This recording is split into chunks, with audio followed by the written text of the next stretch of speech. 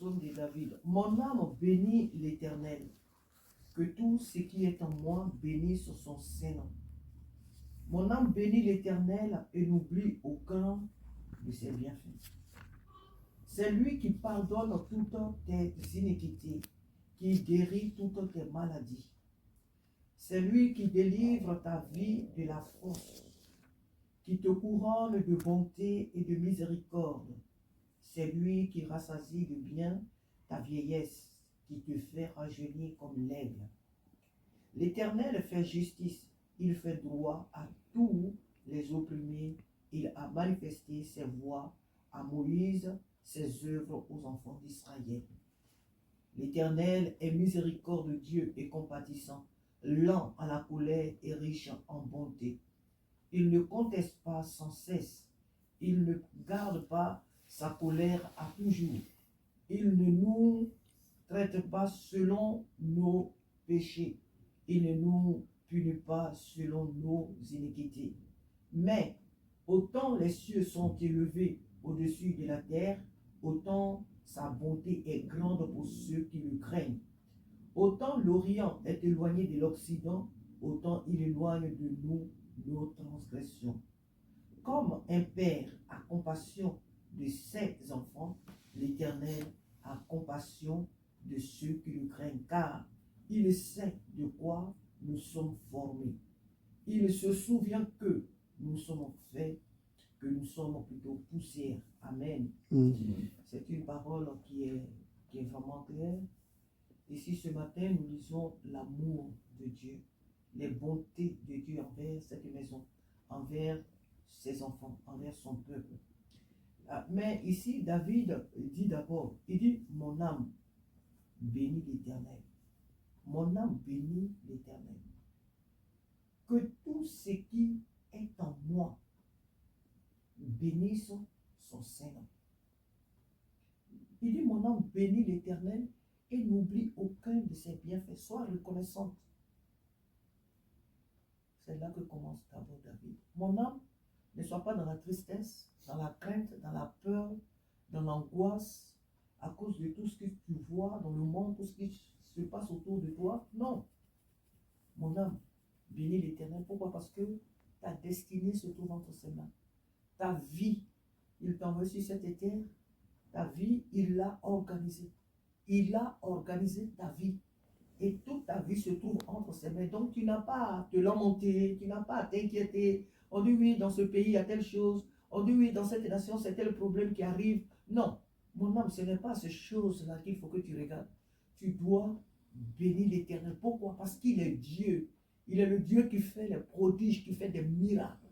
Et il est ce Dieu-là qui a dit qu'il mettra à part la différence entre ceux qui le craignent et ceux qui ne le craignent pas. Il a dit qu'il mettra la différence entre ses enfants et ceux qui ne le sont pas. Donc tu n'as pas à t'inquiéter pour les choses de ce monde. Ce qu'il a fait en Égypte, en mettant les ténèbres dans le camp des Égyptiens et la lumière dans le camp des Hébreux, c'est son peuple, il le fait encore aujourd'hui. Ce Dieu-là n'a pas changé, il le fait encore aujourd'hui. Donc mon âme, tout ce que toi tu as à faire, c'est de bénir l'Éternel. D'abord, parce qu'il t'a sauvé. Parce qu'il a donné sa vie pour toi. Parce qu'il a réservé ta place auprès de lui dans l'éternité. Alléluia. Amen. Parce qu'il a préparé ta place auprès de lui dans l'éternité. Donc, bénis-le. Il est le Dieu des miracles. Il se révèle toujours là même où on ne l'attend pas. C'est ce qu'est notre Dieu. Il se révèle là où on ne l'attend pas. Son nom est Dieu. Il est vivant. Donc, n'oublie aucun de ses bienfaits. On va dire, oh, hier j'avais 10 euros. Bon, c'était 10 euros, ça c'est rien. Ah, hier j'ai dormi, je me suis réveillé, je me porte bien. Oh, ça c'est pas... Non, tu dois raconter les bienfaits de Dieu dans les moindres détails. Tu dois savoir que tout ce que tu es, tout ce que tu as, c'est Dieu qui te l'a donné. C'est Dieu qui a fait de toi ce que tu es. Donc, n'oublie aucun de ses bienfaits. Même quand tu as mal, même quand tu pleures, même quand tu es découragé, même quand tu n'arrives même plus à prier comme avant, même quand tu n'arrives plus à jeûner comme avant, et je ne sais quoi, mon âme, bénis l'Éternel et n'oublie aucun de ses bienfaits. Car même tes faiblesses sont ses bienfaits. Tes manquements sont même ses bienfaits.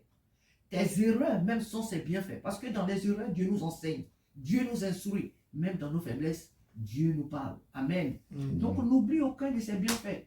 C'est vraiment là la méditation que Dieu nous accorde ce matin. Et sa parole dit que il ne nous traite pas selon nos fautes.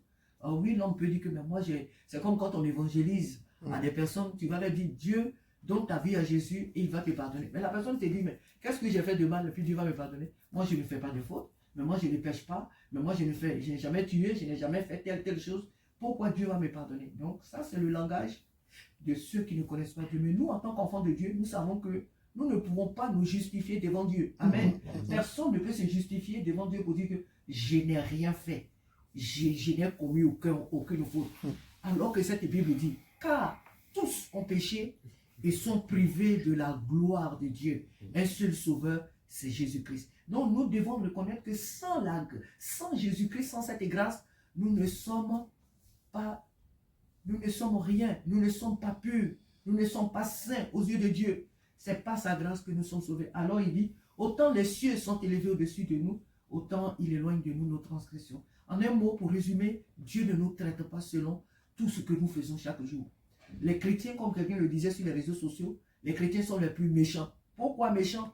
Quand il a dit, j'ai zappé parce que pour moi, je me dis, mais qu'est-ce qu'il raconte? Mais quand je fais la marche arrière, je comprends que ce qu'il dit, c'est fondé. Pourquoi? Parce que le méchant, comme nous le disons ici souvent, le méchant, ce n'est pas celui qui tue. Ce n'est pas celui qui ne veut pas donner ce qu'il a. Le méchant, c'est celui qui refuse la grâce que Dieu lui a faite à Golgotha.